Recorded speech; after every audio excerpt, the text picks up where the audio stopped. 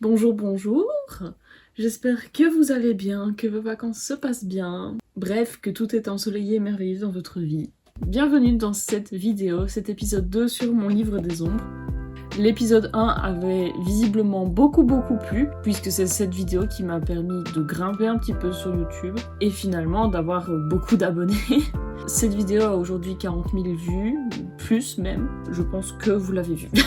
Aujourd'hui, on se retrouve donc pour un deuxième petit tour dans mon livre des ombres. Donc, pour ma part, je le considère comme un livre des ombres plus qu'un grimoire. Certains diront que c'est un grimoire plus qu'un livre des ombres. Enfin bref, c'est pas mon problème. Donc forcément, il y a des choses que je vous montrerai pas parce qu'il y a des choses que je considère trop personnelles. Mais de manière générale, j'ai aucun souci à montrer ce qu'il y a dedans. Avant qu'on me pose 50 000 fois la question en commentaire, oui, il y aura un épisode 2 sur vos grimoires livres des ombres. Cet épisode 2, je ne sais pas quand est-ce qu'il sortira, pas tout de suite, d'ici, comptez à mon avis 1 mois ou 2 au minimum. Mais oui, il y aura un épisode 2 et pour ça, je vous invite à vous tenir au courant sur Instagram ou alors sur mon feed YouTube, voilà. Je vous tiendrai au courant de comment est-ce qu'il faut m'en informer, où est-ce qu'il faut m'envoyer vos informations. Vous serez les premiers au courant, sachez-le. Donc ça sert à rien de poser 25 000 fois la question en commentaire, parce que je sais que vous attendez cet épisode, et oui, je vais en faire un, donc ne vous inquiétez pas. Dans l'épisode 1, je vous avais un petit peu montré ce qu'il y avait dedans, comment est-ce que je l'avais commencé, et je m'étais arrêtée, si je ne m'abuse, sur cette page, qui était la page des arcanes mineurs du tarot, qui n'était pas finie, je pense. Ici, je l'ai terminée.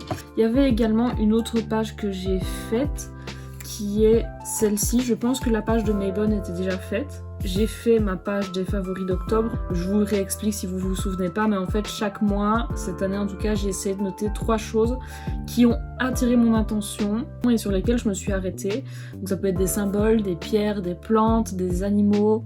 Je crois que c'est principalement ce qu'il y a. Maintenant il y aura peut-être d'autres choses. J'ai également fait le cycle lunaire de cette année. Il y a 2-3 petites choses que j'ai rectifiées au niveau des symboles, je pense. Au niveau du thème astral aussi, j'avais fait quelques petites fautes dans ce que j'avais écrit au départ, mais voilà, basiquement ça n'a pas trop changé par rapport à ce que j'avais écrit. Donc voilà, ici on se retrouve avec une page sur les tirages de tarot. Ce sont des exemples de tirages. J'ai une feuille sur laquelle je crée mes propres tirages et je les remettrai au propre, et à mon avis je vais créer une sorte de petit carnet que je vais venir accrocher ici avec pas mal de tirages. Donc en fait le but c'est que mon livre des ombres soit immense et énorme avec tout ce que j'ai pu faire. Il faut savoir que j'ai un carnet de divination qui est 100% dédié à la divination, donc je mets beaucoup de choses dedans. Maintenant celui-ci, ce sont des choses qui sont vraiment très personnelles, donc je ne vous le montrerai pas, mais sachez que en tout cas il a lieu d'exister. Ensuite, petite page sur le Samhain qui est clairement une de mes fêtes préférées, je pense que c'est le cas de beaucoup de sorciers et sorcières d'ailleurs, avec un petit point sur la citrouille d'Halloween, d'où est-ce que ça vient. Pour chaque sabbat, j'ai essayé de noter les activités, les encens, les cristaux. La page du mois de novembre, je pense, est clairement une de mes pages préférées, avec l'obsidienne œil céleste qui a été une pierre qui m'a apporté énormément sur cette année 2020-2021. Le pic et pêche aussi, qui a constitué un gros tournant dans ma vie et dans ma manière de considérer les choses, et notamment la mort par exemple. J'ai pas encore mis de petites lavandes, mais là vous pouvez voir que j'ai noté que je voulais mettre un petit bout de lavande. Ici c'est une des plumes du pic qui est venue du coup mourir chez moi. Petite page sur les signes astrologiques. J'ai donné toute mon âme dans cette page et ça me saoule parce que avec l'espèce de petit Posca blanc que j'ai utilisé pour dessiner les constellations, eh ben ça a fait baver l'écriture. Voilà, ça me pète les boules. Une différence avec celle-ci, c'est que ça c'est vraiment les signes solaires. Ici, on a les influences de la lune quand elle se trouve dans certains signes. Ici, c'est un récap sur le cycle lunaire et sur ce qui se passe et ce qu'on peut faire lors des différentes phases de la lune. Il faut savoir que la lune, elle passe à travers les 12 signes lors de chacun de ces cycles lunaires. Donc on a à chaque fois un axe, nouvelle lune, pleine lune, qui est opposée avec des énergies qui sont portées, des choses sur lesquelles on peut réfléchir. Évidemment, il y a tout le reste des planètes qui entrent en compte, mais là ce sont globalement les énergies lunaires qui sont apportées quand la lune se trouve dans ces signes. Si ça vous intéresse, j'avais fait une vidéo sur le sujet, vidéo que j'aime beaucoup d'ailleurs. Mes favoris du mois de décembre. Je me suis vraiment prise une passion pour les crayons et vous allez voir plus tard pour l'aquarelle. Je sais pas ce qui s'est passé, ça c'est une petite feuille d'eucalyptus. dit mois de décembre, dit examen. Qui dit examen, dit fluorine, fluorite. La petite page de Yule, j'ai découvert les collages aussi. Et j'aime beaucoup la bûche que j'ai dessinée ici, je sais pas, je trouve ça vraiment cute. Donc ici, de nouveau, on retrouve les plantes, les décorations, activités, couleurs, cristaux qui sont liés à Yule. Qu'est-ce que Yule? Le sapin, d'où vient l'introduction du sapin? C'était intéressant à savoir, et quelles sont les correspondances du sapin. Pour cette page-ci, du coup, c'est un rituel qui est privé, donc je vous le montrerai pas. Le mois de janvier, ça a été ma redécouverte du lierre. C'est là que j'ai adopté, accueilli mon lierre Martha, qui est à présent iconique à mes yeux. Petit point sur le Vegvisir, qui est un symbole que je trouve vraiment très très beau, qui est finalement assez controversé parce que son apparition n'est pas très très concrète. Donc c'est un symbole islandais de base, et on a tendance à beaucoup le raccrocher aux Vikings, mais c'est plus une période entre chrétiens et entre Vikings, donc c'est assez controversé. J'ai essayé de faire des recherches, mais c'est vrai qu'on trouve pas beaucoup d'informations là-dessus. Si vous avez des informations concrètes, parce que moi j'avais vu des TikTok, mais malheureusement rien de sourcé. Mais la symbolique du Vegvisir est toujours très intéressante. Le merle. Il faut savoir qu'un merle m'a potentiellement sauvé la vie. En janvier, j'ai failli me faire renverser par une voiture. Après, ça m'a pas choqué, hein, parce que voilà. Mais donc en fait, j'étais dans un angle mort, on ne me voyait pas, et moi je ne voyais pas les gens qui arrivaient, je n'entendais pas. Et il y avait un merle en face du trottoir, et je me suis arrêtée pour regarder le merle, et au moment où je me suis arrêtée, il y a une voiture qui a déboulé à fond de balle, qui potentiellement, si je m'étais pas arrêtée pour voir ce merle, elle m'aurait potentiellement renversée. Voilà. Ou en tout cas, la personne aurait freiné très fort et aurait eu très peur. Et moi aussi. Ensuite, mais ici on retrouve la page sur les sigils que moi je vous avais présenté. Je vous avais présenté pas mal des méthodes. On peut voir que je fabrique mes sigils à partir d'ici d'ailleurs. D'ailleurs, vous dites sigil ou vous dites sigil? Parce qu'il y a des gens qui disent sigil et des gens qui disent sigil. Est-ce qu'on peut se mettre d'accord, s'il vous plaît? Je recache car il s'agit de quelque chose de personnel. Donc ça, c'est la fin des sigils. Donc ça, vous connaissez, il y a une vidéo consacrée aux sigils que les gens aiment beaucoup d'ailleurs. Là, on arrive doucement dans les choses récentes que j'ai fait. On a la page sur Imbolc. Imbolc a été un sabbat très important pour moi cette année. C'était vraiment impressionnant ce qui s'est passé à Imbolc. Et ce que j'ai ressenti à Imbolc aussi.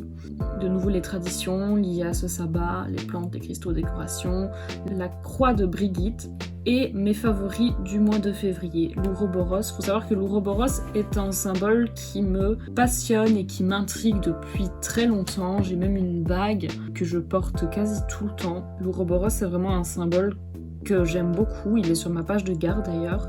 Le quartz rose, fameux quartz rose qui est la pierre, clairement, que j'ai tout le temps avec moi.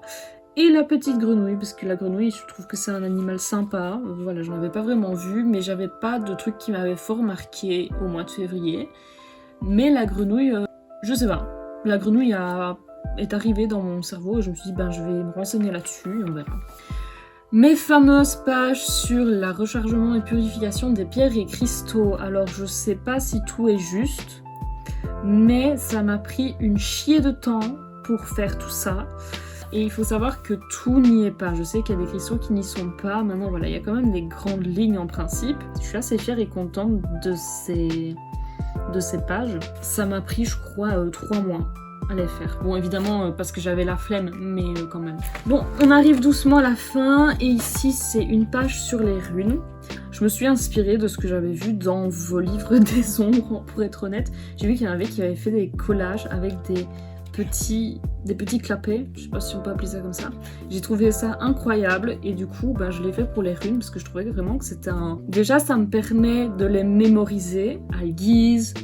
Je vais me dire oui c'est la protection divine, la communication divine, enfin je les connais pas toutes, hein. Je suis en train de les étudier pour le moment et donc chaque fois je peux regarder me dire ah ouais ok c'est ça, il y a ça, enfin bref c'est super cool et donc chaque fois j'ai mis les correspondances, donc le nom de la rune, un peu les correspondances au niveau élémentaire et pôle, à l'endroit, à l'envers s'il y a un sens parce qu'il faut savoir que toutes les runes n'ont pas un sens, ça donne très bien et en plus c'est hyper pratique pour les retenir.